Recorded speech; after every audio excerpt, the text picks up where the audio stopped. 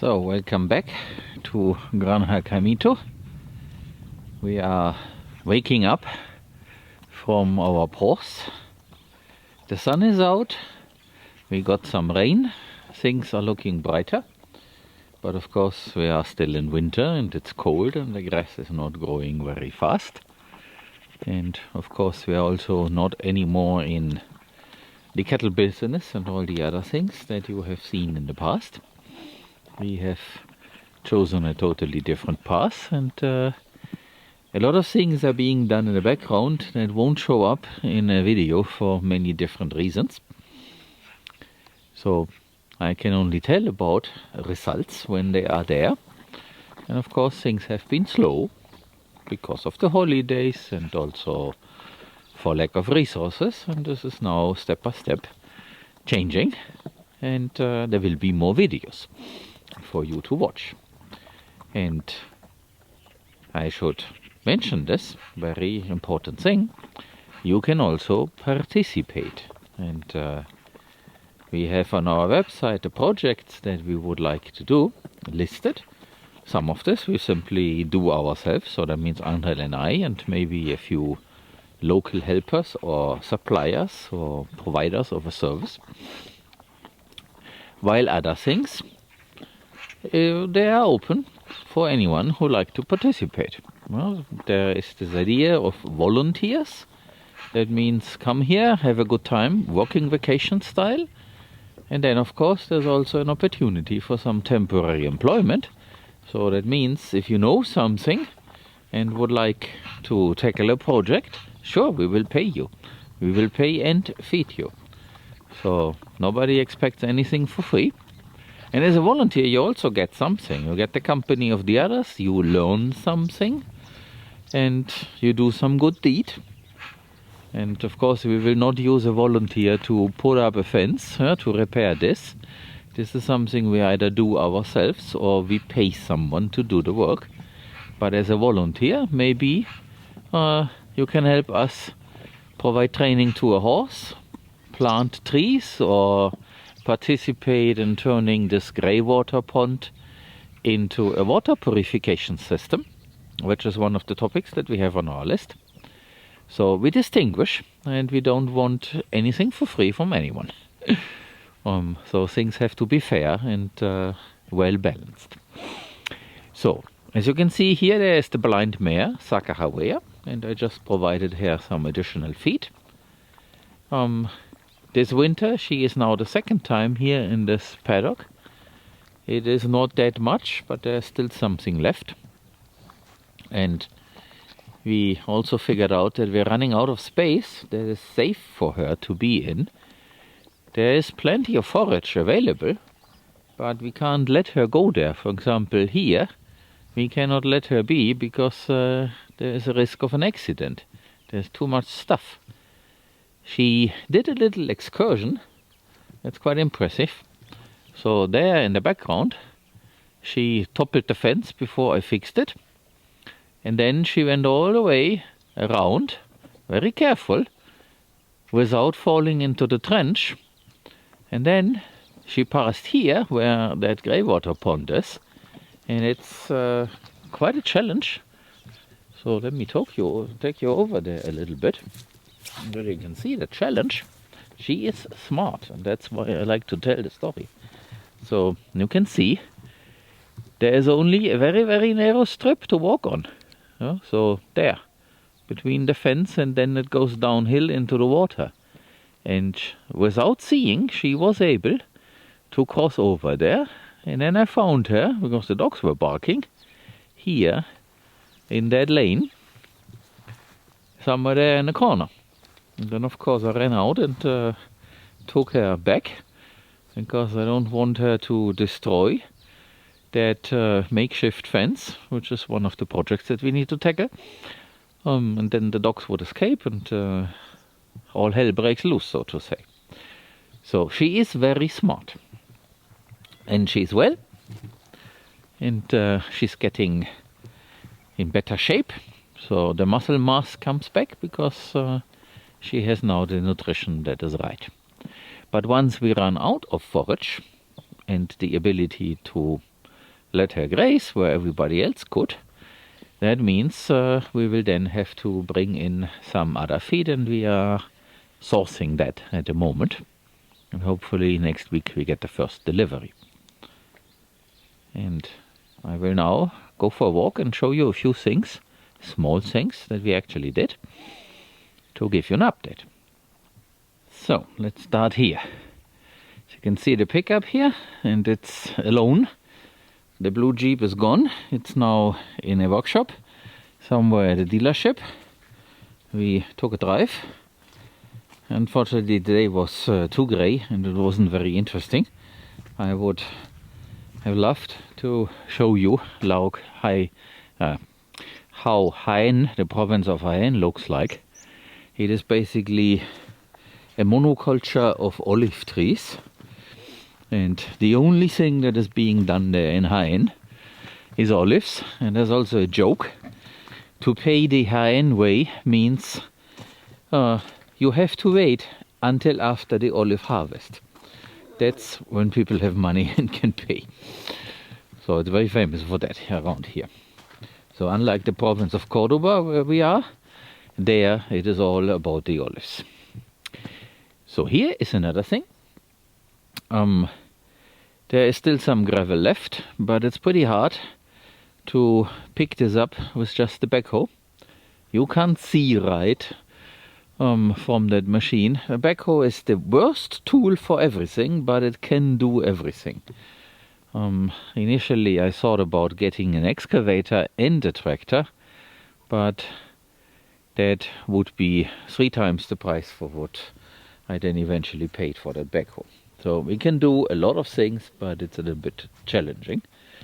So as we have to mix some concrete here and there, we will take this by hand and leave the rest. So this is part of the future dog enclosure. So once the fence all around has been built, this probably is going to be the dog's toilet. So we will put straw here to use the carbon to eliminate the odor. And hopefully the dogs will appreciate that. We will see if they will do that or prefer grass. But then on the other side, there where the yacht currently is still standing, it's getting torn apart step by step, and at some point we will then remove it completely. So it's basically trash, but we will save the nice parts, basically everything that is painted red, and of course the structure inside this, I don't know how to call it, but what makes a yacht, basically the wall, the wooden pieces of that, that we will preserve. But then speaking about the dogs basically will have their living room over there and a few toys that I want to build them, and then be enclosed here when we have some activities in the farmyard. Like if some of you is here or a group, you don't want to be with the dogs all the time. But then at night they will be out. So humans inside, dogs outside. And that gravel has been moved to there. And this is going to be the topping, so to say, for the new entrance. And let me walk you over there and show you what we did. And I'm not so sure whether you have seen that already, but we removed all the panels, like this one here. This is one that the bull has bent. Maybe we can bend it back, or it is now trash. But we removed all these because we don't have animals for which we would require that. The horses are actually over there, and for them we don't require that. Those are the seeing horses. And Sakahawea, unfortunately, cannot be with them. It would be great, but it's impossible due to her condition. And then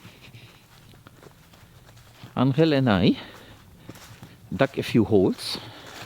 That was much harder than you would think. We know about our type of soil, and even with all the rain, this has been very, very difficult to make a hole by using an auger, a powered auger, to set these fence posts. And now you might wonder, what are these fence posts for? Why a fence and why so high? So the idea is to put a fence here that is equally as high as the perimeter, what you see there, to the left and right of the gate.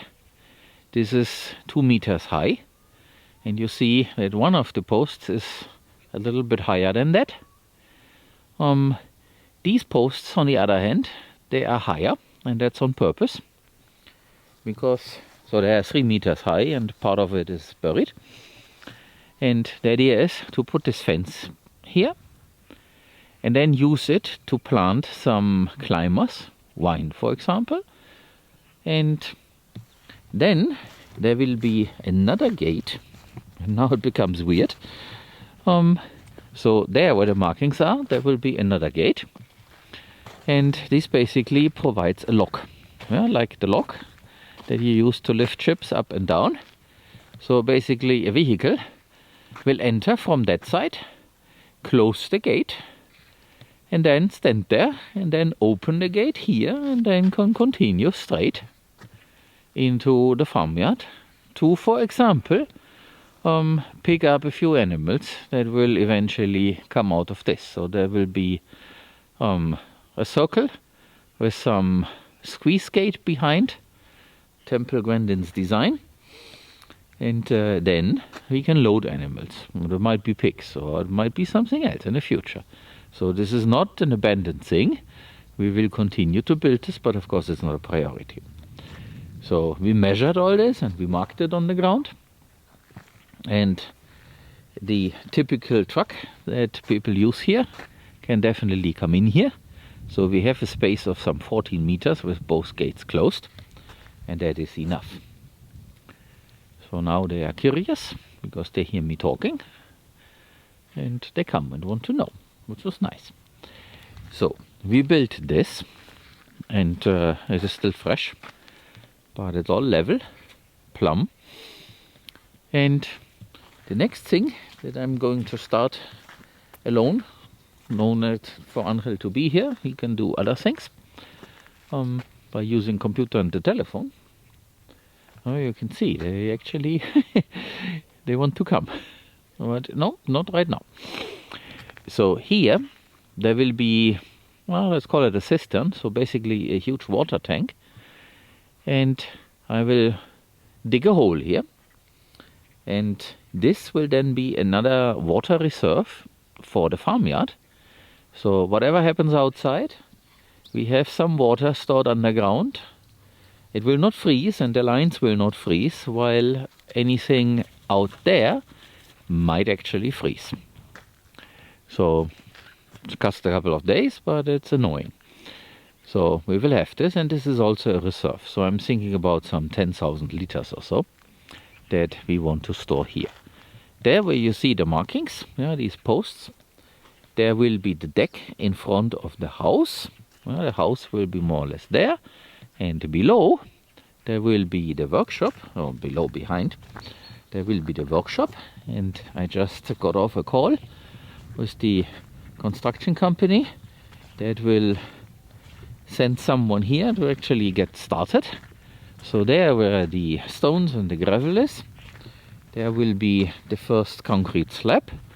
And next week probably they will be here with one person to mark and figure things out and finalize the proposal so that we know how much money it is going to cost. And there will be the concrete slab. And once that slab is there, Angel and I will then do the carpentry to actually build the thing. The roof trusses we can purchase. Apparently there is a company in Seville that offers that. We need to go there and have a look. And then that is underway.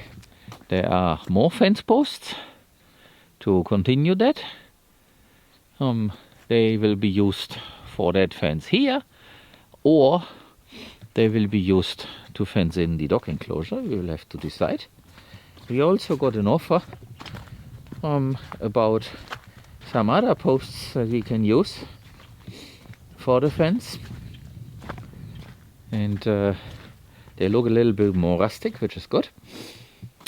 And here you can see the ongoing work. So we marked the level that we need to achieve, and now it is time to fill this a little bit more to reach that level.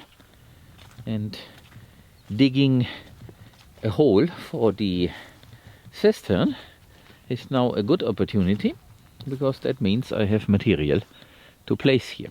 So let me take you to the other side and show you what adjustment this terrain needs. So I walk a little bit further and crouch down a bit. So maybe from here you have a good perspective, so you can see that this is definitely sloped, and of course it continues all the way to there. And there on the bottom end behind this, we need to raise this basically almost as high as a person, so shoulder height.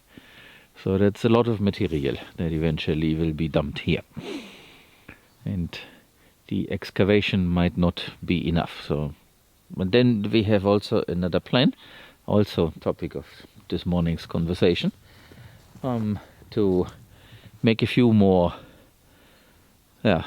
water retention areas, ponds of some sort, and there we will have enough material to do all that. But for the moment, it is all about getting this site here ready for the first container, so that we can order that one and remove all the racks and tools that we have halfway exposed to the elements there in this deteriorating shed.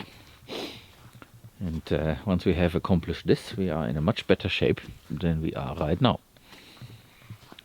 There's also more planning going on, and I can point out a few things. For example, we do have a septic tank that sits over there. It's unused, and we will bury that here. And then we have a pipe, the outflow of that septic tank, that goes all the way there to the other side and empties into the greywater pond. And of course, once we have that trench open, we will also put in electricity and Ethernet cable, so for communication, so that we can connect the temporary house, at least for this year, and move the battery bank into that one and do a proper installation there. The guys from the solar power company were also here yesterday, figured out the details. They will come and install next week the additional panels, so that our power shortage is then no more, at least during the day. I learned a sad truth. So right now we have 16 AGM gel batteries that have a nominal capacity of 48 kilowatt hours, and only half of it is usable. And if you need to heat with electricity a little bit, you can't have a furnace in all the places, and of course this is the temporary house, so we do use the heat pump of the AC to also heat. That is not enough when you have basically 20 hours of no power generation. So the double that capacity would be good, but the problem is that means more investment in AGM gel batteries, and then they will not be enough for what is planned in the future. So there will be a need to switch to a different type of batteries, and that means we need to find a good use for the existing 16 batteries. It's a 5,000 euro investment. I don't want to throw this away. So we will find out what we can do with that. But then now comes the summer later on, and that means we run AC during the day with a lot more solar panels. That will be no problem. The solar panels will be over there, there will be a stanchion. And then at night the power consumption is a lot less, while in winter it is basically all hanging on a battery or a generator. So this is a problem to be solved for the upcoming year. But for now, this is not a priority. So that box will serve us until autumn, fall next year. This year now. We are already in 2024. And yeah, so basically that is what's been going on, and more to follow. So hopefully by next week I can show you a brand new solar extension with a lot of new panels. Well, it's only 14, but they are of the newer generation, and they will provide nominally 7,900 watt. Of course we will never see this, and the inverter is rated 6 kilowatt, so it's overbooked because we will never see that, and therefore it's safe. So we will have a lot of power, more than double than what we have during the day when the sun shines. And of course on the new construction, every roof basically is also prepared and designed the angle to become the foundation for more solar panels. Because eventually there will be an electric car and electric machines and stuff like that. So it's all thought out. And it might be a 3-phase system also, because of the higher power loads that will then be required. So this is going to be an interesting journey. But of course, I'm not talking about things that are stretched out over several years. So next week, solar panel installation over there. Yeah, there on our side of that wall that you see in the distance. And probably I can show you in the next update a few more earthworks, so that the site for the container is then fully prepared. And we will see when that container shows up. And so we are moving step by step.